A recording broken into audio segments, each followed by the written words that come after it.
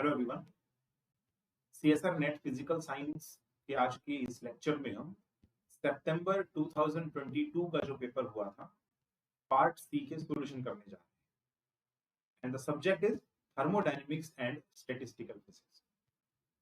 इससे पहले मैं आपको बता दूं, अगर आप पेड कोर्स की तरफ जा रहे हैं सो एडिशनल 25% डिस्काउंट के लिए आप कूपन कोड विशाल के का यूज कर सकते हैं। देखो, इसमें आपको गिवन है कि एक सिस्टम है n नॉन इंटरेक्टिंग पार्टिकल्स का, वन डायमेंशन में गिवन है और जो पोटेंशियल गिवन है इट इज x की पावर 6 पर इसकी डिपेंडेंसी। x यहां पर डिस्प्लेसमेंट है of the particle from its equilibrium position. तो थर्मल इक्विलिब्रियम पर जो हीट कैपेसिटी आएगा एट कांस्टेंट वॉल्यूम वो आपने फाइंड आउट करना है।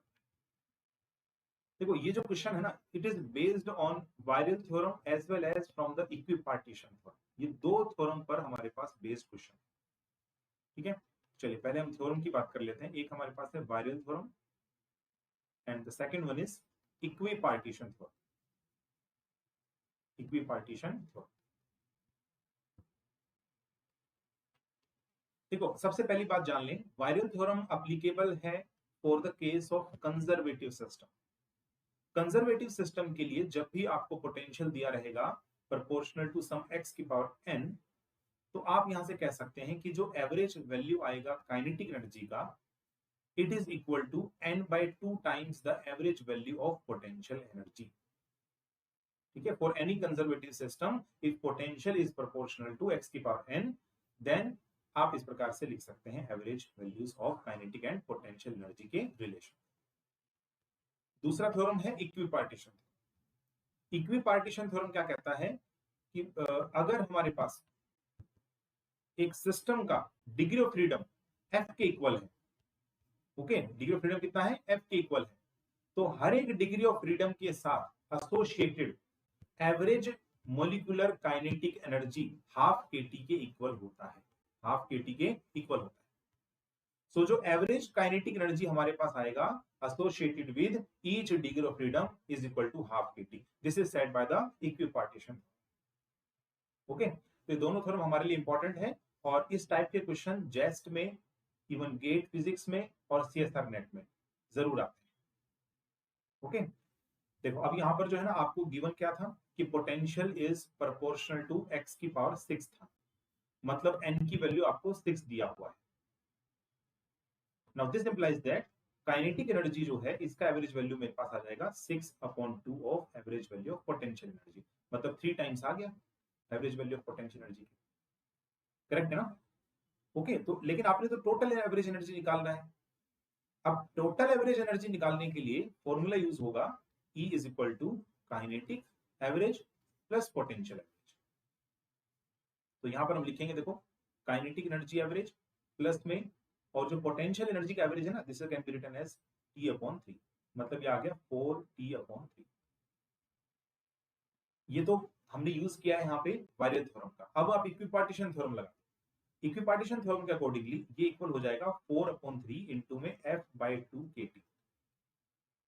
क्योंकि पार्टिकल्स जो है वो वन डायमेंशन में मूव करने लग रहे हैं, सो डिग्री ऑफ फ्रीडम इसका होगा 1 के इक्वल। मतलब आपको सिर्फ और सिर्फ एक ही कोऑर्डिनेट की आवश्यकता है टू स्पेसिफाई द पार्टिकल या सिस्टम।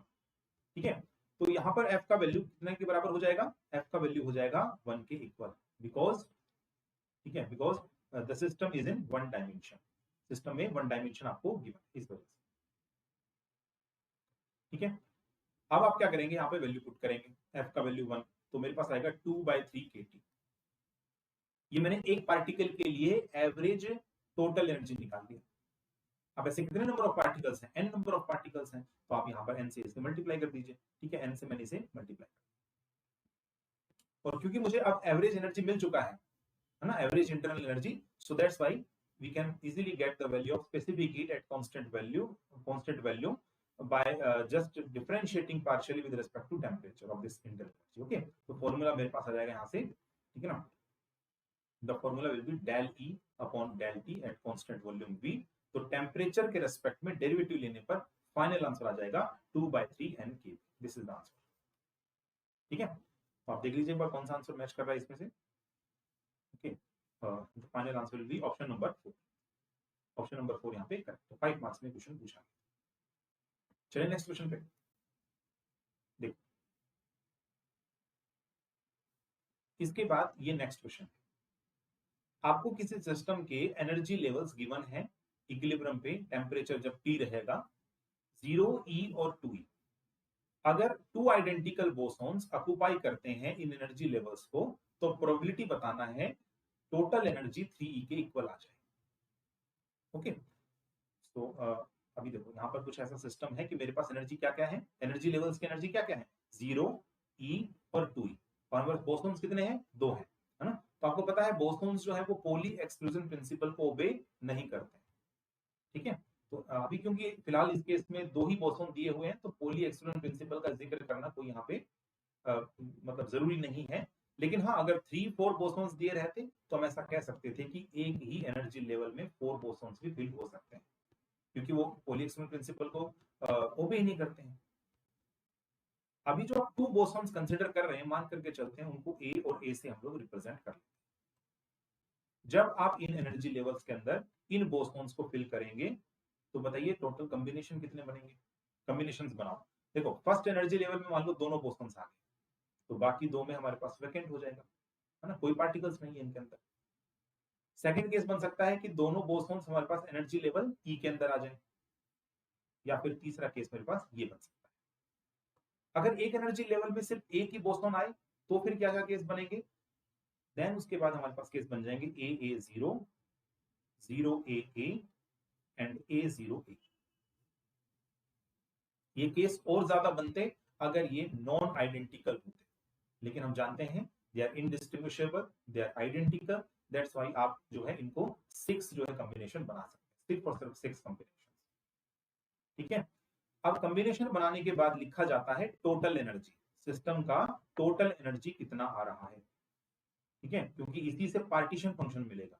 और पार्टीशन फंक्शन जो है अगर वो हमसे कैलकुलेट हो जाता है, तो आगे प्रोबेबिलिटी है, इसके अलावा free energy, internal energy, various thermodynamic quantities आप लोग फाइंड आउट कर सकते हैं। ओके, देखो टोटल एनर्जी लिखते हैं, इसका 0 हो जाएगा। नेक्स्ट इसके बाद देखो 2E के इक्वल, है ना, 2 bosons each of energy E, तो कितना हो गया टोटल 2E के इक्वल। नेक्स्ट में देखो 4E, फिर इसके बाद 0 प्लस E, फिर नेक्स्ट इसके बाद E प्लस 2E, 3E के इक्वल हो गया। और लास्ट हमारे पास जाएगा 0 प्लस 2E बराबर 2E, ठीक है। तो जो एनर्जी है ना सिस्टम की, वो तो 0 हो सकती है, E हो सकती है, 2E हो सकती है, 3 हो सकती है और 4। ये 5 हमारे पास केस बन सकते हैं सिस्टम की टोटल एनर्जी। इनमें से आप एक चीज देखें कि जो 2E है ना, सिस्टम का जो एनर्जी है 2E, ये हमारे पास 2 फोल्ड डीजनरेट है, इट इज 2 फोल्ड डीजनरेट। आप ऐसा कह सकते हैं, तो डीजनरेसी इसकी कितनी है, 2 के इक्वल, ठीक है। तो जब आप पार्टीशन फंक्शन लिखेंगे तो इसका वैल्यू कितना होता है, GI e to the power minus beta E, correct है। ये वैल्यू हमारे पास होगा, जहां पर G किसको रिप्रेजेंट करता है, डीजनरेसी को। अब बाकी सब तो नॉन डीजनरेट है, लेकिन एनर्जी लेवल जो 2E है वो 2 फोल्ड डीजनरेट है। तो जिस समय पर एनर्जी आप 2E लिखेंगे, डीजनरेसी को 2 के बराबर कर देंगे, बाकी सब में 1, ठीक है। देखो अब सब वैल्यूज आपने पुट करनी है ना, अब सारी वैल्यूज आप लोग पुट करते चले जाए। पहले एनर्जी जब 0 होगा तो ये मेरे पास आ जाएगा e to the power 0 plus में e to the power minus beta E plus e to the power minus 3 beta E plus e to the power minus 4 beta E. And last में मेरे पास जब आप लिखोगे ना e to the power minus 2 beta E, उसको 2 से multiply कर देंगे, तो 2 into e to the power minus 2 beta, ये मेरे पास आ गया। This was the partition function. इसमें जो है ना e की पावर 0 वो 1 के इक्वल होता है ना, तो आप यहां पर ऐसा लिख सकते हैं, देखो सो z का वैल्यू मेरे पास आ जाएगा 1 plus e to the power minus beta E, e to the power minus 2 beta E, ठीक है। ये आपके पास आ जाएगा पार्टीशन फंक्शन, करेक्ट है। और अब आप प्रोबेबिलिटी निकाल लो यहां से। सो प्रोबेबिलिटी का फॉर्मूला क्या होगा, the value of probability will be, total energy कितना होना चाहिए सिस्टम का, 3E के इक्वल, उसी का पूछा गया ना आपसे, तो e to the power minus का 3 बीटा ई अपॉन में पार्टीशन फंक्शन z। अब z का वैल्यू आप यहां पे पुट कर दो, तो e to the power minus 3 beta E divided by 1 plus e की पावर माइनस बीटा ई, ठीक है। ये कंप्लीट आप रख दो यहां पे।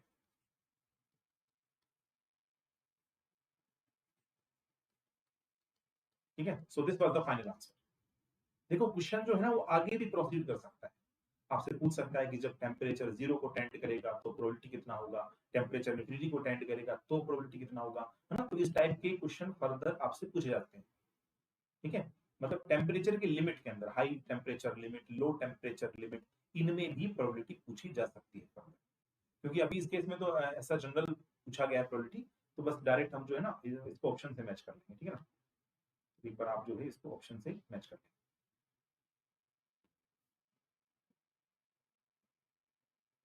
देखो एक बार कौन सा ऑप्शन मैच कर रहा है, आपके पास आएगा ऑप्शन नंबर 4। देखो एक बार option number 4 is the correct answer, ठीक है। चलिए नेक्स्ट देखते हैं question.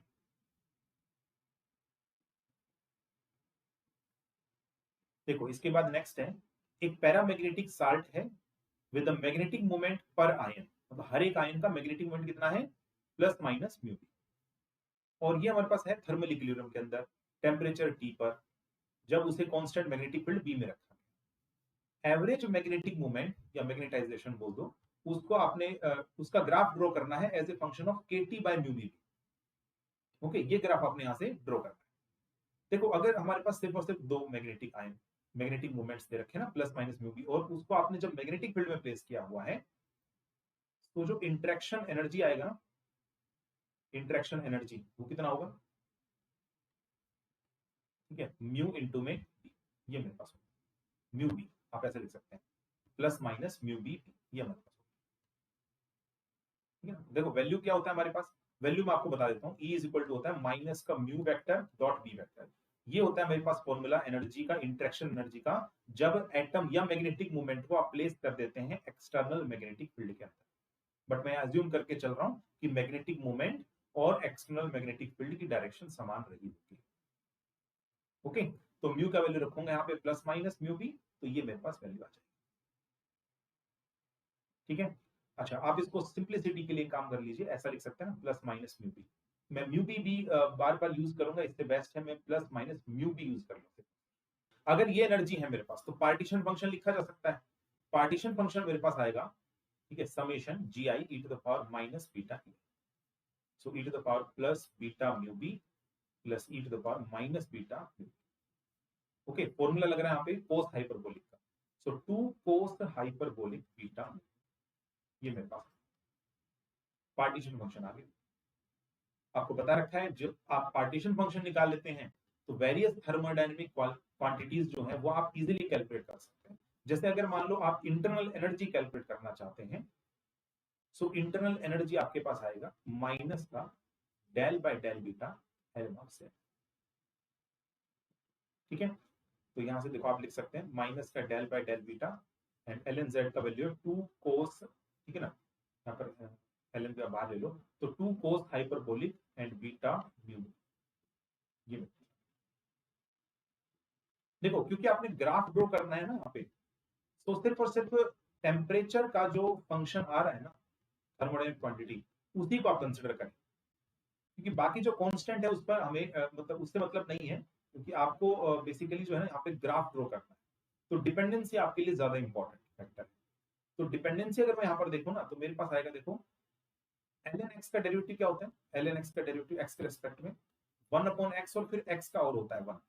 In the similar way cos hyperbolic, L N cos hyperbolic का डेरिवेटिव बीटा के रेस्पेक्ट में हो जाएगा 1 upon cos hyperbolic beta mu B, into में फिर उसके बाद बीटा म्यू बी, सॉरी हाँ यहाँ पे जो है ना कोस हाइपरबोलिक का और होगा, that was sine hyperbolic beta, ये मेरे पास है।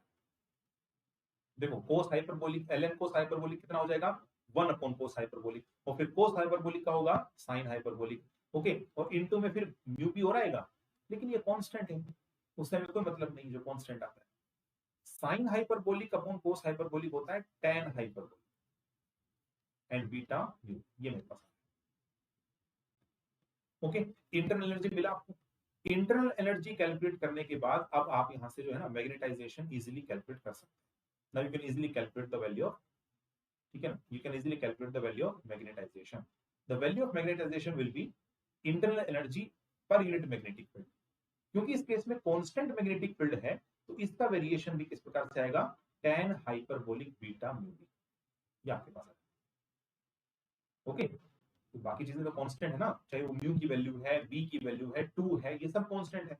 वेरिएशन जो हमारे पास टेम्परेचर पर है वो तो इस प्रकार से होगा, जहां पर beta mu B upon KT हो जाएगा ना, ठीक है ना। तो this is proportional to tan hyperbolic mu B upon KT, ये आपके पास है।